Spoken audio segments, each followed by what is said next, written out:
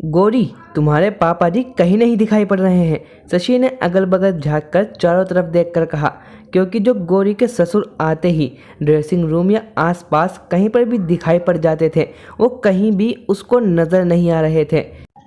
शशि, पापा जी मनी दीदी के पास ही गए हुए हैं, गौरी ने शशि के प्रश्न का उत्तर देते हुए कहा। शशि उसकी दोस्त थी और गौरी की अच्छी मित्रों में शशि गिनी जाती थी। क्या कहा? शशि की आंखें आश्चर्य से फैल गई। अभी पिछली बार भी जब मैं आई थी तब भी अंकल जी वहीं पर थे। या गौरी, ये तो तुम बहुत ज़्यादा गलत कर रही हो अंकल जी के साथ। क्या आंटी के जाते ही तुम्हारे अंदर उनके लिए प्यार व्यार सब समाप्त हो गया? पहले तो बड़ा पापा जी करती थी, अब ऐसा अचानक क्या हो गया? मेरी तो ये तुम्हारा व्यवहार समझ में बिल्कुल भी नहीं आया कि तुम लोगों के पास सब कुछ सुख सुविधाएं होते हुए भी तुम अपने ससुर को ननंद के घर छोड़ा हुआ है।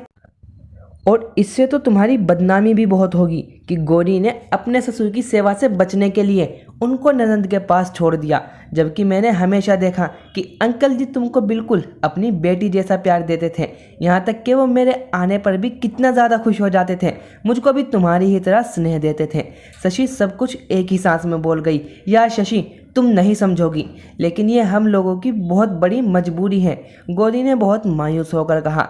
ऐसी भी क्या मजबूरी गौरी, जो अपने ससुर को सम्मान के साथ नहीं रख सकी? ये तो बिल्कुल समझ से परे है।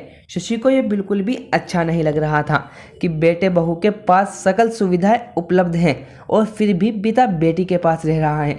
शशि, एक मिनट पहले मेरी बात तो सुन लो, फिर जो कुछ भी कहना हो सो कह लेना, गौरी एकदम से रुआंसी होकर के बोली।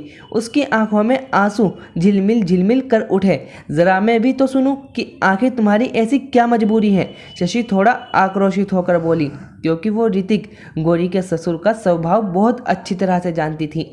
बहुत ही सुलझे और सरल व्यक्ति के स्वामी हर एक के साथ बड़े प्यार से पेश आते, चाहे छोटा हो या बड़ा।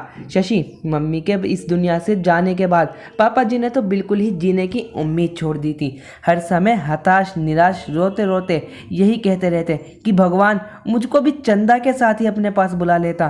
क्यों चंदा हमको अकेले छोड़कर चली गई? मैं आखिर क्या करूँगा जीकर? हम लोग उनका ध्यान बटाने की बहुत ज़्यादा कोशिश करते कि कहीं पापा जी डिप्रेशन में ना चले जाएं, लेकिन पापा जी उस दुख से बिल्कुल भी उभर नहीं पा रहे थे। यहाँ तक कि पापा जी की परेशानी की वजह से अमोल, गौरी का पति, भी बहुत ज़्यादा डिप्रेशन में रहने लगे थे। पापा जी तो अपने कमरे से बाहर भी नहीं निकलना चाहते थे, हर समय अपने आप को कमरे में ही बंद रखते और मम्मी जी की फ़ोटो के सामने बैठकर आंसू बहाया करते। उनका खाना भी बहुत ही कम हो गया था। खाने पीने के बेहद शौकीन पापा जी एक दो रोटी खाकर ही खाने की थाली के पैर छूकर उठ जाते। ऐसे में हम लोगों के मुंह में भी खाना नहीं चलता। ऐसे में मनी जी हम लोगों के लिए बिल्कुल मसीहा बन गई। तुमको तो पता ही है कि मेरे दोनों ही बेटे बड़े हो गए हैं और इसीलिए हॉस्टल में ही रहकर पढ़ाई कर रहे हैं। मैंने जीजी को पापा जी की हालत से अवगत कराया, तभी जीजी ने हम लोगों के आगे ये प्रस्ताव रखा कि क्यों ना पापा जी को भी अपने साथ लिए जाएं। उनके बच्चे अभी बहुत छोटे हैं, बच्चों के साथ रहकर शायद पापा जी मम्मी जी के गम से बाहर निकल आएं।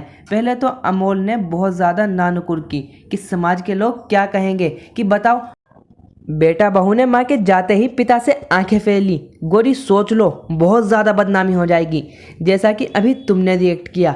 लेकिन मैंने और मनी जी के बहुत समझाने पर अमोल राजी हो गए, लेकिन फिर पापा जी जिद पर अड़ गए कि वो अपना घर बार छोड़कर कहीं नहीं जाएंगे। लेकिन उनको मनाना थोड़ा टेढ़ी खीर थी, लेकिन यहाँ पर भी जीजी ने किसी भी तरह से उनको मना ही लिया और जीजी उनको अपने साथ लेकर चली गई।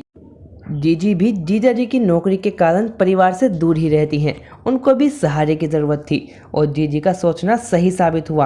पापा जी बच्चों के साथ हंसते मुस्कुराते खेलते कूदते बच्चों के आगे पीछे घूमते, कब अपने स्वाभाविक स्वभाव में लौट आए पता ही नहीं चला। अब तो पापा जी बहुत खुश रहने लगे हैं। ऐसा नहीं है कि पापा जी यहाँ पर आते ही नहीं हैं, लेकिन जब पापा जी यहाँ पर आते हैं तो फिर मम्मी जी की याद में परेशान होने लगते हैं। जीजी बच्चों का बहाना करके जल्दी फिर से बुला लेती हैं और पापा जी भी वहाँ जाने के लिए आतुर दिखाई पड़ते हैं। और हाँ, अमोल जीजी के अकाउंट में हर महीने थोड़े बहुत रुपये ज़रूर ट्रांसफ़र कर देते हैं क्योंकि जीजी के ऊपर अतिरिक्त बोझ ना पड़े।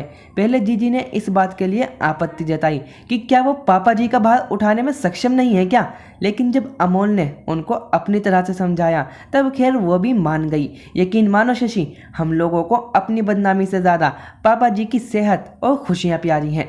हम लोगों को भी जब मौका मिलता है तो पापा जी के पास 2-4 दिनों के लिए ज़रूर चले जाते हैं।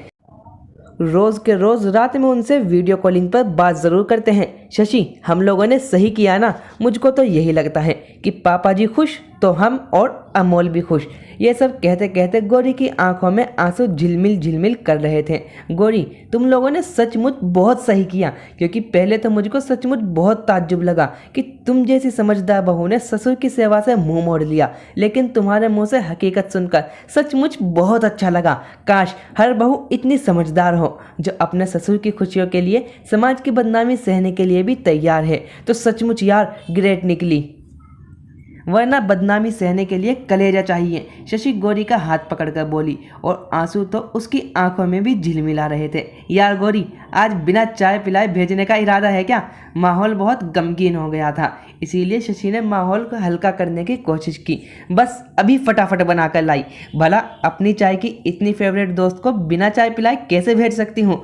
गौरी ने अपने आंसुओं को साड़ी के आंचल से पोंछकर उठते हुए कहा और वो रसोई में चाय बनाने के लिए चल दी। और शशि सामने चंदा की मुस्कुराती हुई फोटो को देखकर उनको मन ही मन नमन करने लगी। शायद अंकल के खुश होने से वो भी बहुत खुश नजर आ रही थी। तो दोस्तों, आपको ये वीडियो कैसी लगी कमेंट सेक्शन में ज़रूर लिखिए। Thank you for watching.